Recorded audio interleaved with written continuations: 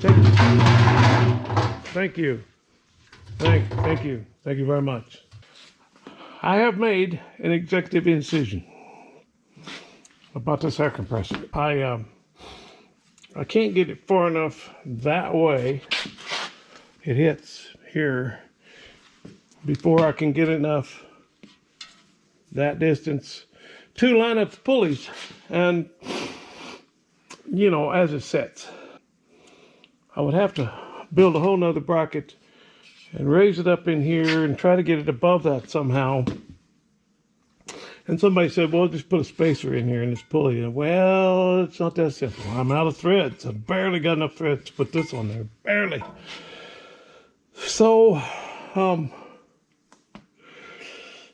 might be able to put some kind of threaded extension on there. I don't know. But this has to come up.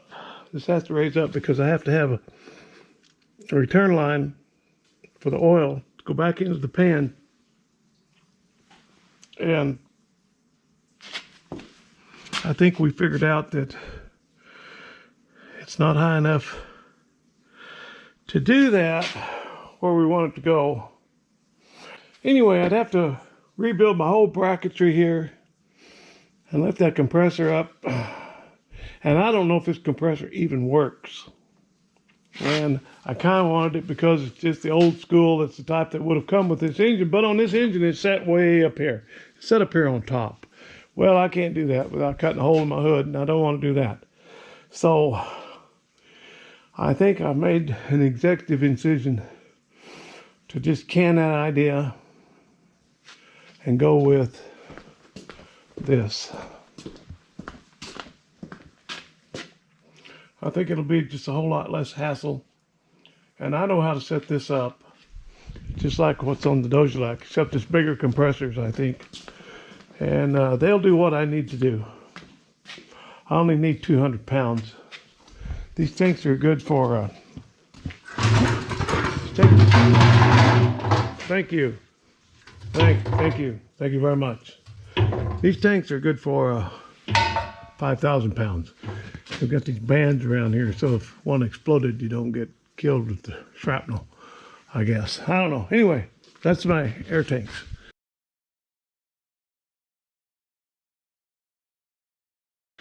We'll create a line between those two, equalizer tube, and kind of like this, kind of like what this is. Anyway, I think that's the executive decision. I think I'm just going to get rid of that because, like I said, I don't even know if it works. It's going to be a pain to set it up. You got to have flow oil back into the pan. You got to pump oil to it. You got to have a governor on it. It's just a lot going on. It'd just be a whole lot simpler to hook up 12 volts and hit the switch, you know? So I think that's what I'm going to do. I'll change direction. That's all right. We can change direction. You know, I'm not a mechanic, and I'm not a car builder. I'm just an old redneck having a good time banging around on this rusty old iron. So buckle up and hang on. Let's see what's going to happen next around here. And we're going to shoot over and pick up old Waylon wire over there. He does some cool stuff. Hey,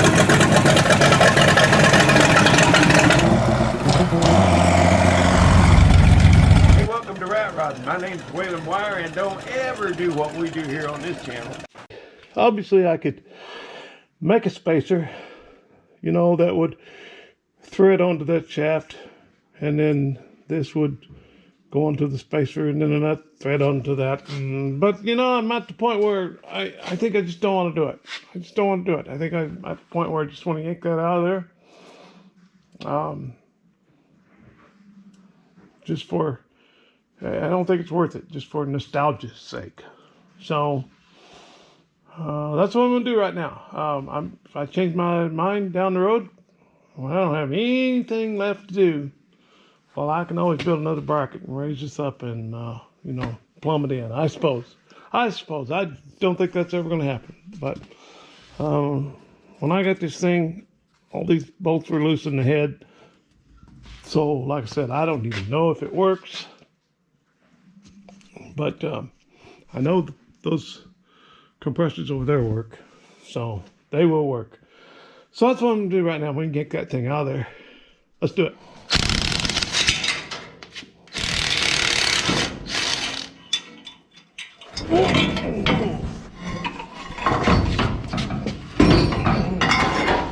Where's your teeth on the back of this thing? Why are these things grooved? Yeah. Huh. Okay, we're getting ready to time this V12, and it's quite a process, and I'm gonna walk you through it. But it's all here in the manual, and I wish I could remember where I got this manual. I don't know if I ordered it.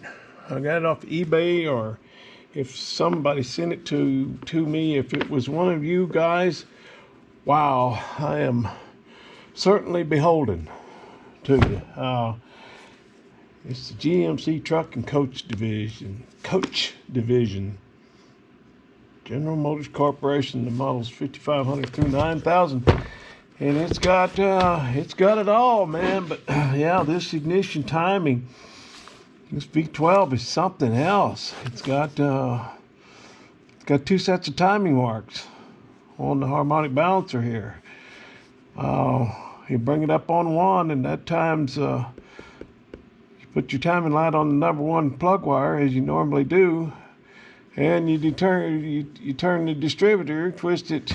That's not the one for the V12. That's the one for the V6. But anyway, you turn the distributor as you always do, and set it 5 degrees before top dead center. But they don't call it top dead center in this book. They call it UDC, upper dead center. And then as you turn it over, you bump it over again. There's another set of timing marks that come up.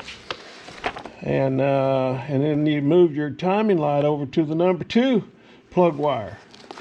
And to time the other bank, you time one bank at a time, because one distributor and one set of points runs the left side, and one set of points runs the right side. And then there's some cam screws on the points plate that adjust where those points land on the cam, on the distributor shaft. Quite a deal. Never seen anything like it. But here it's showing these 2 sets of timing marks, the left-hand bank and the right-hand bank. And there's the 2 distributors. And it goes on to show the points in the next one. And these sets, these numbers here, 4 and 4, those are the cam screws on. Those are not the screws that adjust the point gap. And I was talking about those cam screws and how adjusted around is this plate. These points set on a separate plate from each other. This one's on one plate, this one's on a different, and this plate adjusts around that cam. And one guy commented in the video, he said, well, the word you're looking for is dwell. No, it's not dwell. I know what dwell is, and this is not about that. This is about adjusting the timing for the right bank. Quite a deal. Yeah, we're gonna do that today. We're gonna time that. But I had a couple people comment and ask me if I had weighed these pistons. Weigh the pistons? Y'all new around here, ain't you? So, some people had it all backwards and they weren't paying attention, and they were saying, well, you got to grind this, you need to grind that dome off so that it'll match your other pistons. No. It's got all these pistons in it. This is the one I put in, this replacement. And as far as weighing them, yeah, what am I going to do? Weigh this good piston against this one that's half missing? I mean, what good's it going to do to weigh these pistons? Yeah, oh well.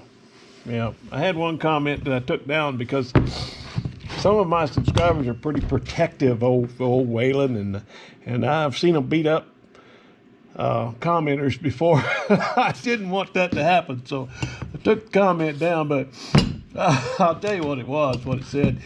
I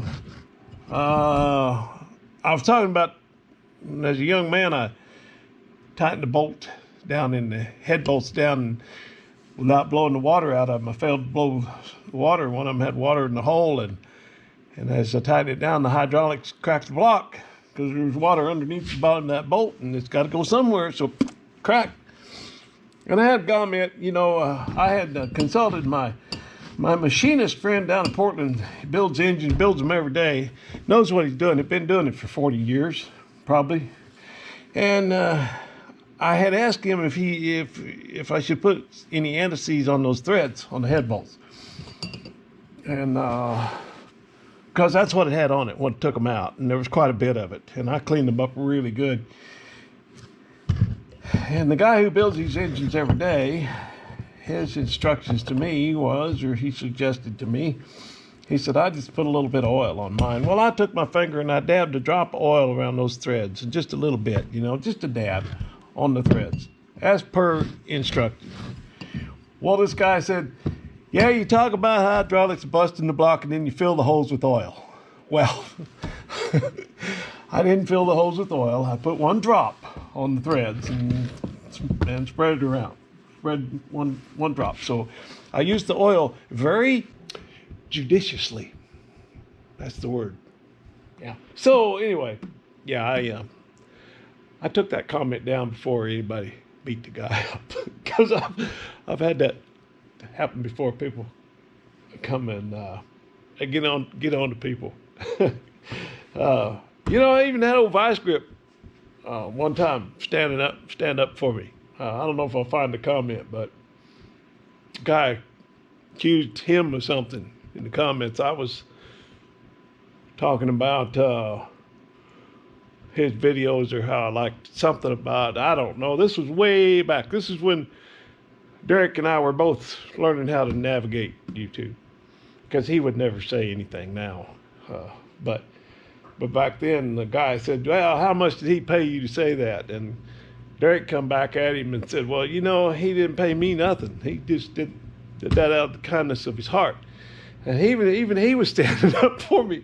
He's standing up for old Waylon way back then. But so, yeah, I just took the comment down. But no, I didn't fill the holes with oil. I just used a little dab, like I was instructed to do by the guy who knows what he's doing. Because I don't. I fully admit that. But we're learning, ain't we? Yeah, we can always learn. I don't care how old you are. We can learn. Okay, I think I've got y'all close enough you can see that. I was just talking with a friend of mine today about how making these videos, I'm not complaining about it. It's my hobby. I enjoy doing it, obviously, or I wouldn't do it. But I was talking about the fact that it takes about twice as long to do any project. When you're filming, especially by yourself, I don't have some pretty blonde following me around with a camera.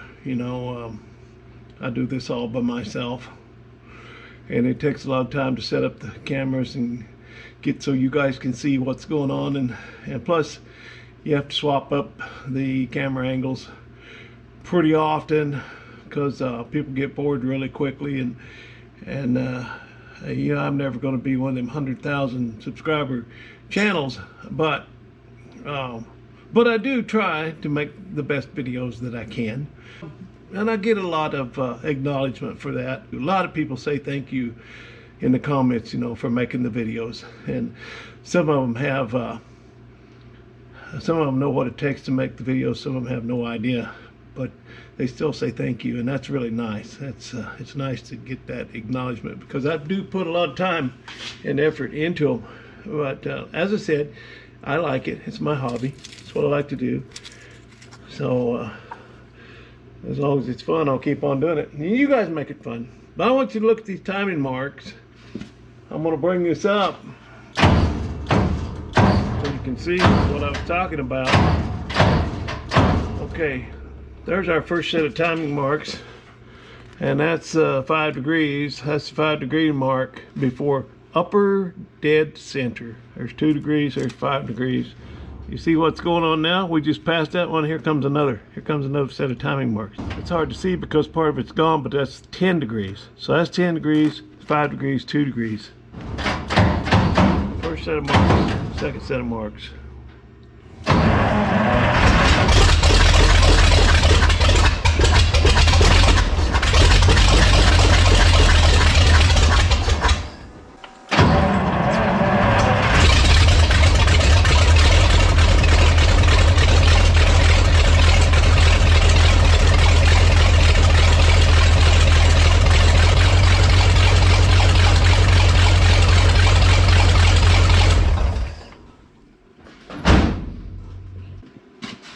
I can't reach the distributor and see the timing light.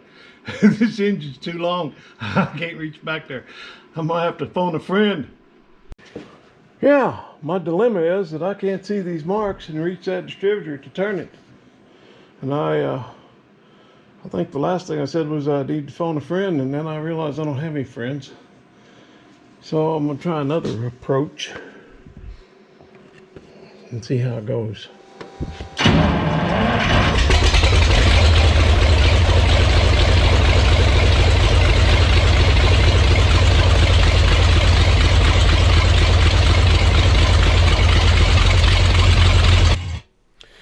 Okay, you can see the timing mark here, and my pointer's just a little bit in front of that timing mark. So that's just a tiny bit advanced, and I want just the opposite of that. I want that pointer just on the other side of that mark so that it's retarded just a tiny bit. If the timing is advanced, that could contribute to one of the reasons that the piston got burnt. So I want to back it off just a tiny bit. I want that pointer just on the other side of the mark. Now I really couldn't see much in the mirror, so it turns out that adjusting the distributor moves the mark very slowly. So I was able to just make an adjustment and take a look at it and then go make another adjustment and go back and forth a little bit. And it didn't take much to get it timed right where I wanted it.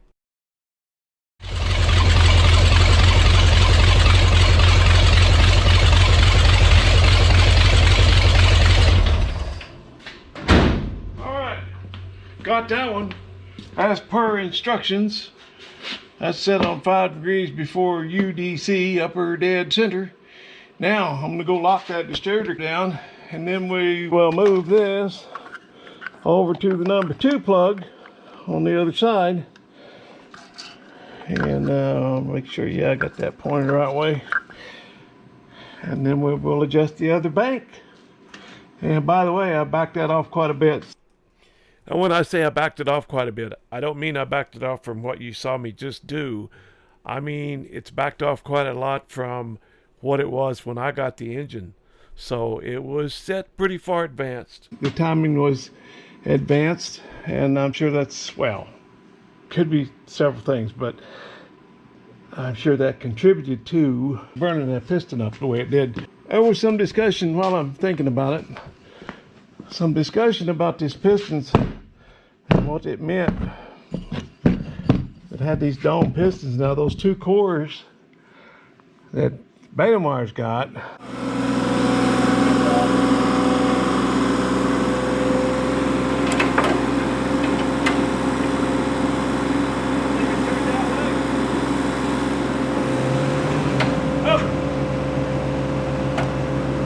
Still gotta come up more.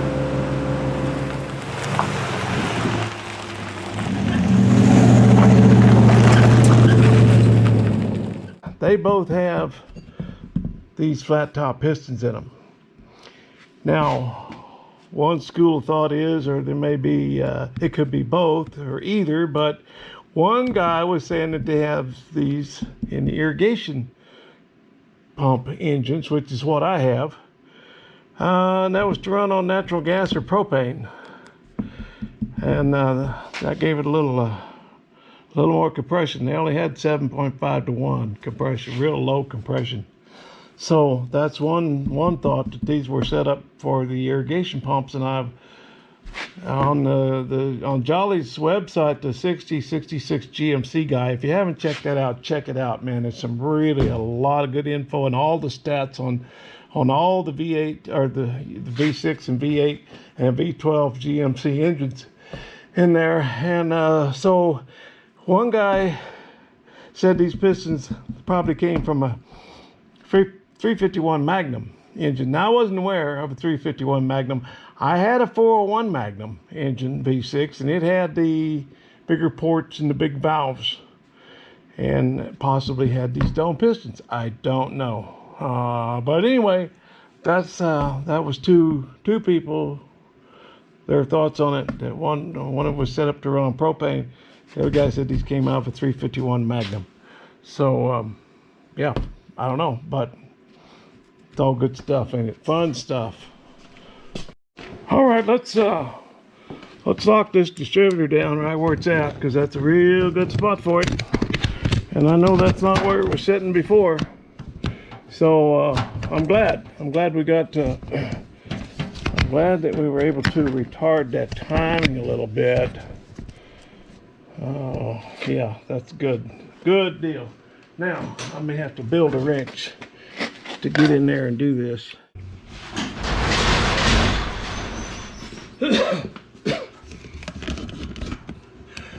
All right, let me get some of this exhaust out of here.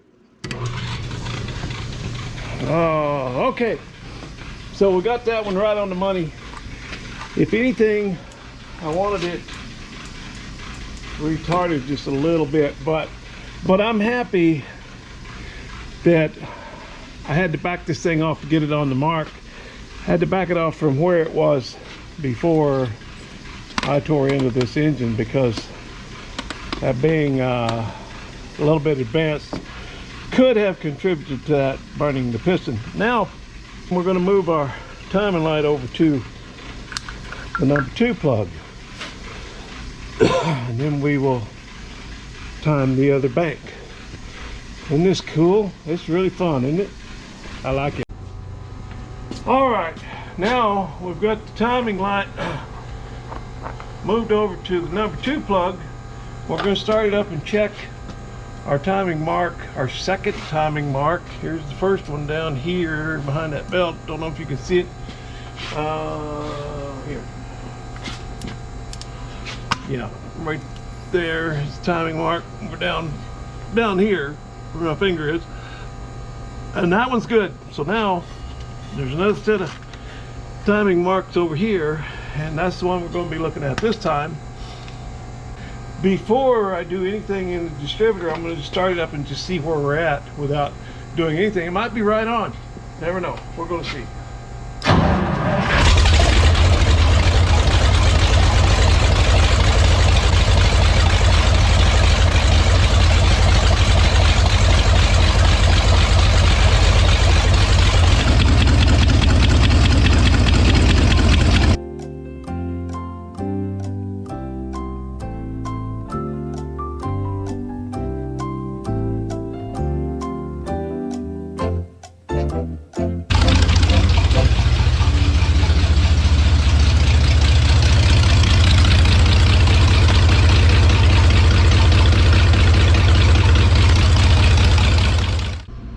Follow me to America.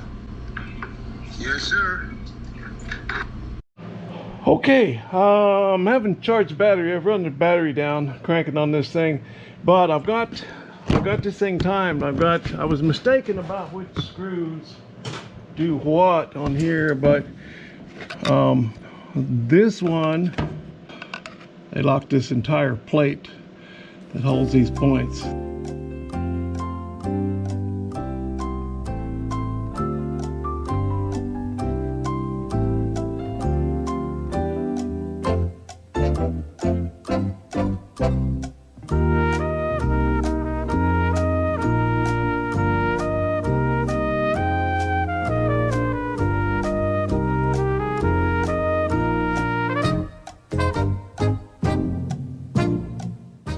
So when you turn this one, that sets the points, or where the points land on the lobe, and that adjusts the timing on this bank. Now I've got this off now because I'm doing some little bit of valve adjustment.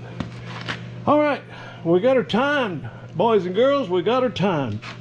What a deal! It's man, everything about this engine is just a real unique thing. I like it. I think I'm going to lock everything down right there.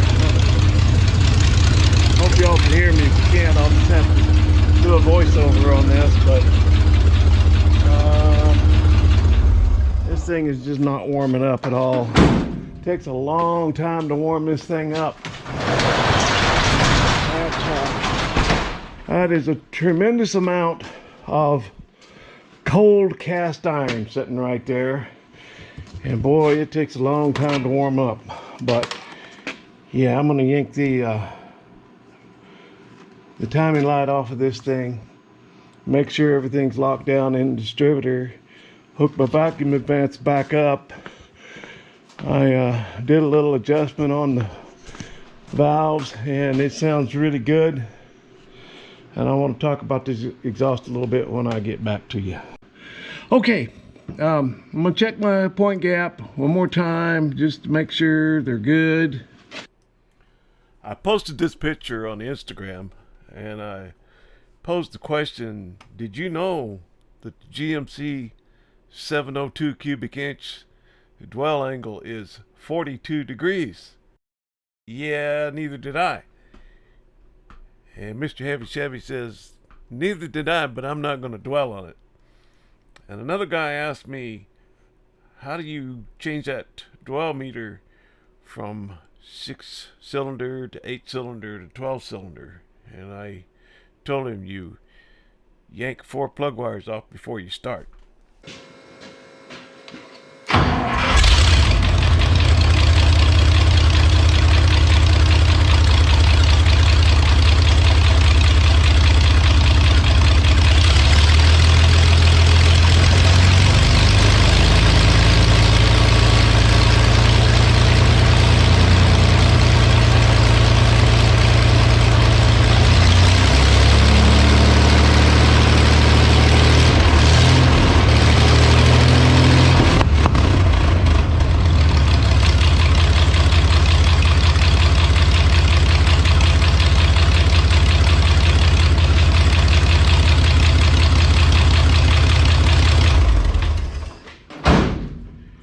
Well, fellers, she's pretty well dialed.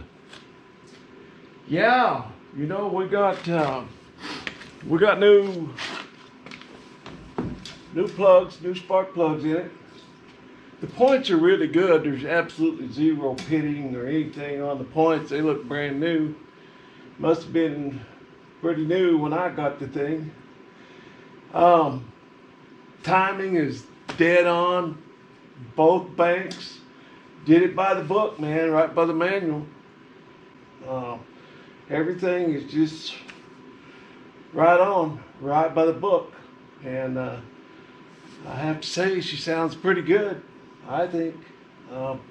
Yeah, I just love this old motor. It just, everything's so quirky about it, weird and strange and bizarre. And, yeah, kind of a unicorn. But I love it. I'm just having a blast with this old motor. So now it's time to get on to something else. I think the next thing we're going to do is get busy on this air system. I need some air to shift my transmission, and I need to get into. Well, I could run it on my driveway in low range. I need to pull a couple of hills with this thing, run it through some heat cycles, and then check the compression on that number 10 hole where we swapped out that piston. Of course, there was a lot of talk. A lot of talk, you know, generated some talk, some thoughts and opinions. And oh, I know. I remember what the comment was. There was some talk about people worrying about the difference in these pistons, you know, and the one that took out and the one to put in, and how the compression was going to be different. Well, yeah, it's going to be different, but it's not going to be any more different than between some of the other cylinders, you know. This thing's old. It's got a lot of hours on it, I expect.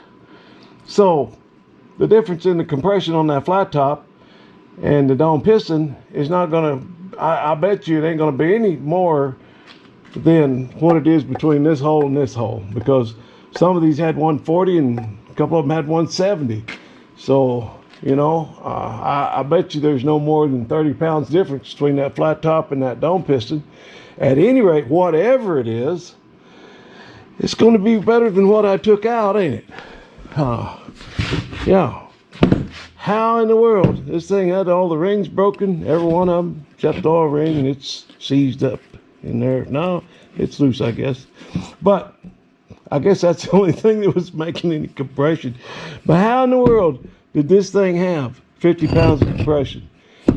You know, this one's, even though it's a flat top, you know it's going to be better than that. Don't you think? That's what I think. I don't get paid to think, but it's mine, so I can think whatever I want, I reckon. Okay, I think the next thing we're going to do is start working on the air system on this thing. But I am real curious about the compression on that number 10 hole. But I'm gonna be patient, and I'm gonna get it warmed up a few times and try and let those rings seat a little bit before we do a compression test. But it's gonna be fun, ain't it? It's exciting. Okay, I guess we're done here. All right, fellers and fellerettes, that's another one in the books. I think this is video number 2609 for my channel. Yeah, we got a few hours of video up here. Been at it for a few years, and I really want to thank you for stopping by and hanging out in the shop with me today. Really enjoyed your company, and I hope we'll see you again real soon right back here on Whalen Wire's Old Iron. And till we do, you know, sure do appreciate you.